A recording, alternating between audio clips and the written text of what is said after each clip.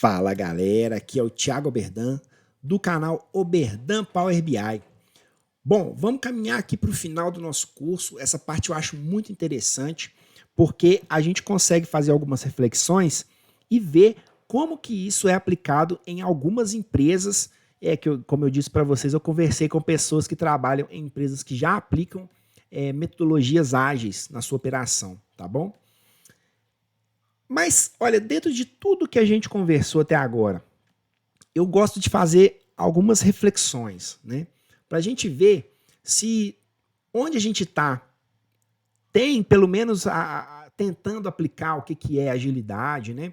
Se não, e como que a gente pode ser os agentes da mudança mesmo, né? Eu acho isso muito importante, porque a gente vai ter no nosso dia a dia lugares e processos que não vão nos agradar, que às vezes quando você está estudando sobre esse assunto, você pensa, nossa, mas isso é totalmente o oposto do que eu estou estudando. Mas uma coisa que eu acho das mais importantes é a gente, com esse conhecimento, conseguir mudar coisas. Não necessariamente a gente vai conseguir mudar todo o contexto, mas às vezes o nosso contexto a gente muda. O nosso dia a dia, as nossas reuniões, os nossos processos, né? E isso já é um passo muito grande. Então façam essa reflexão. A gente está considerando as dores e os ganhos dos clientes? De fato, assim?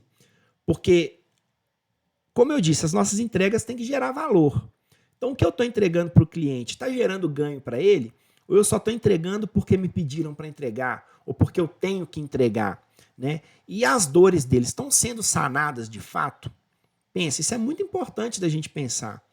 O que eu estou entregando está sanando as dores do meu cliente? Senão, a gente tem que repensar, né?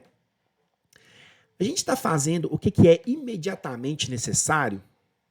Essa é uma reflexão que na época eu nunca tinha feito. O que é imediatamente necessário para o meu projeto andar? Porque muitas vezes a gente está fazendo coisas que estão lá na frente. Lógico que são importantes, mas não é o que eu preciso entregar essa semana, né? Então a gente precisa ter muito claro o que eu preciso entregar e fazer o que é imediatamente necessário para agora, para que eu possa entrar aí no meu trabalho e fazer realmente a diferença e fazer realmente o que precisa ser feito, tá? A gente consegue reduzir as tarefas para ser feitas num prazo mais curto, por exemplo? Olha só que interessante. Quando eu fiz esse curso, uma reflexão que me marcou bastante. Realmente é necessário fazer uma reunião de 2, 3, 4 horas? Isso é necessário? Vamos pensar bem, assim, às vezes muito provavelmente vocês já passaram por situações de sair de uma reunião com a noção de que ela foi extremamente improdutiva, né? Então, assim, vamos reduzir isso no nosso dia a dia? Vamos reduzir. Não quer dizer que eu não vou ter mais reuniões, mas essas reuniões de 3, 4 horas, isso é necessário mesmo? Preciso fazer um treinamento de 8 horas. O treinamento, a princípio, é de 8 horas. Mas ele não podia ser feito em 3, por exemplo? Se eu enxugar o conteúdo um pouco, né? Às vezes, em vez de eu fazer um treinamento de 8 horas, vamos fazer alguns treinamentos ao longo do tempo e vamos priorizar no treinamento de agora o que é imediatamente necessário. Olha aí, tá? O que está me impedindo de realizar as minhas tarefas com fluxo e intensidade? É o que eu comentei com vocês. É você sentar para conseguir desenvolver a sua tarefa com o mínimo de interferência possível, né? Que você consiga sentar na frente do computador e vamos supor que você vai escrever um código, que você consiga realmente escrever esse código, consiga pesquisar o que você precisa pesquisar, né? E assim, que você consiga realmente dar fluxo no que tem que ser feito, né?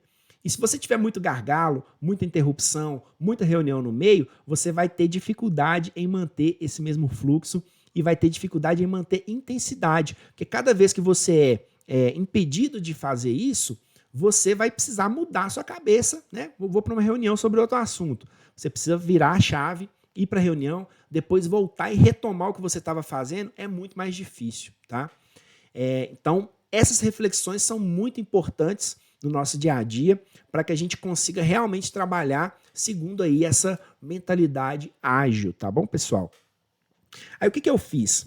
Eu conversei com algumas pessoas de empresas diferentes E fiz 4 perguntas para essas pessoas. Vou dividir aqui em 4 vídeos, um vídeo para cada pergunta para não ficar muito cansativo, tá? Não vou falar quais são as empresas, porque eu não pedi autorização para elas, mas são pessoas próximas que trabalham em empresas bem diversas, vocês vão ver isso é bem interessante. Então, a primeira pergunta, eu perguntei assim, olha, na prática mesmo, vocês têm esses papéis bem definidos? Que é o papel do PO, que é o papel do Scrum Master, do desenvolvedor? Aí essa primeira pessoa aqui me respondeu que tem, mas que alguns times, quando não tinham, os desenvolvedores ficavam super sobrecarregados. E olha que interessante a importância de você ter os papéis bem definidos, né? Então, igual ele comentou, tem reunião que o PO deveria participar, mas o desenvolvedor tinha que parar o que estava fazendo para participar, e aí impede ele de desenvolver, né, o que ele está desenvolvendo com fluxo e intensidade, porque ele tem que parar o desenvolvimento para participar de uma reunião com o cliente e depois voltar o que ele estava desenvolvendo. E ele conta uma coisa que eu acho muito legal, e esse processo em si eu acompanhei um pouco o desenvolvimento, né, dessa mentalidade ágil. Ele fala que o time, ele realmente se autogerencia, sabe? E mesmo em alguns times que não tem o papel definido de quem é PO, de quem é Scrum Master, esse papel ele rodava, né? Ele passava entre os desenvolvedores que ali iam nesse time, nesse sistema de autogerenciamento, se dispunham a fazer esses papéis para que o desenvolvimento do projeto não seja comprometido. Isso é fantástico, né?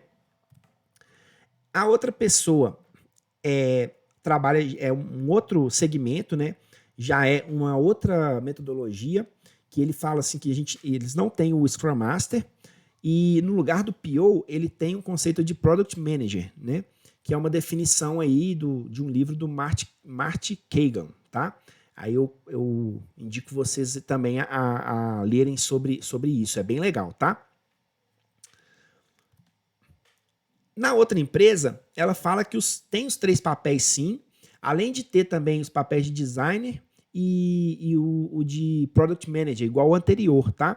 Mas o time pode ou não ter um PO e um Scrum Master. Isso é muito interessante, que quando você lê a primeira vez, isso parece meio estranho. Assim, poxa, mas tem ou não tem, sabe? Mas uma equipe tem, outra não tem. Por quê, pessoal? Lembra lá do mundo VUCA, lembra lá do ambiente de complexidade, de adaptabilidade, tá? Essa é uma empresa de consultoria. Ela presta serviço para diversas empresas.